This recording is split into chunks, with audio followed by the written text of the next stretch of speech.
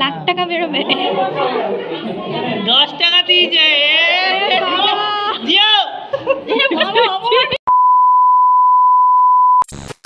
Hello বন্ধুরা, বর্ণিতাস lifestyle ব্লগে অনেক অনেক ওয়েলকাম।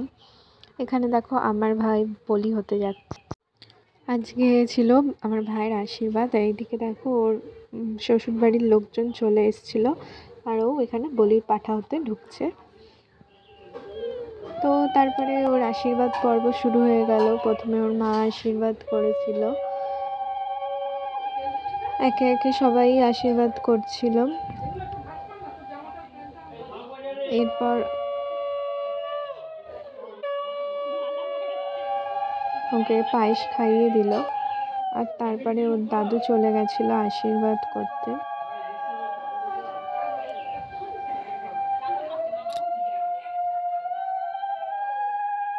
ওর তো খুব মজা হচ্ছিল, ভালো ইনকাম হচ্ছে এরকম একটা ভাব নিয়ে বসেছে।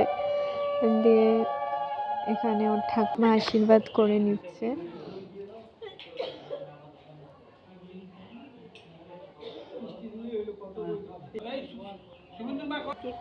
ভালোই মালকড়ি জমাচ্ছে।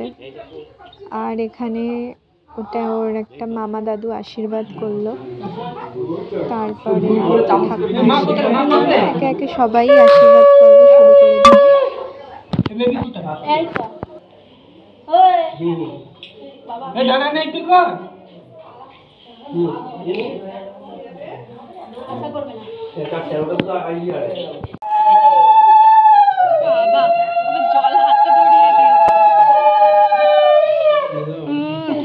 লাখ টাকা বেরোবে।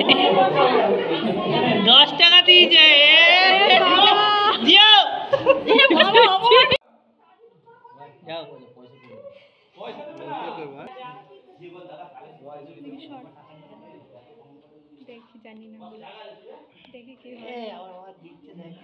এরপর আমার শ্বশুর মশাই আমার ভাইকে আশীর্বাদ করতে বসে পড়লো।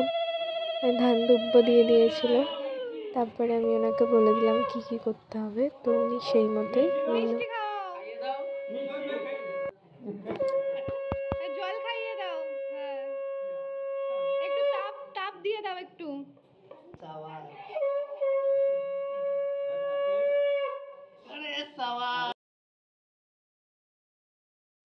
এখানে আশীর্বাদ হয়ে যাওয়ার পর মা চলে গেছিল হলুদ নিয়ে, হলুদ খেলতে।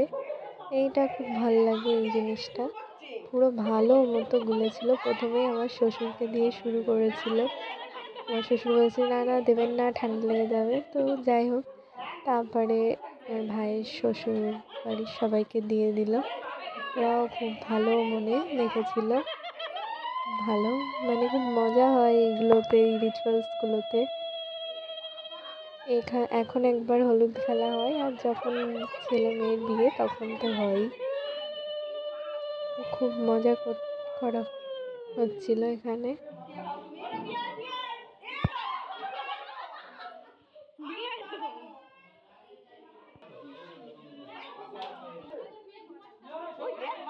তারপরে আমরা সবাই মিলে একটা ফটো তুলে নিলাম। আর এই দেখো, এই একটা পুচকু কিছুতেই ফটো তুলবে না, আমি জোর করে বলছি ফটো তুলতেই হবে, দিয়ে ও তাকিয়েছে। চলো দেখা হচ্ছে অন্য ব্লগে, সবাই ভালো থেকো, টাটা।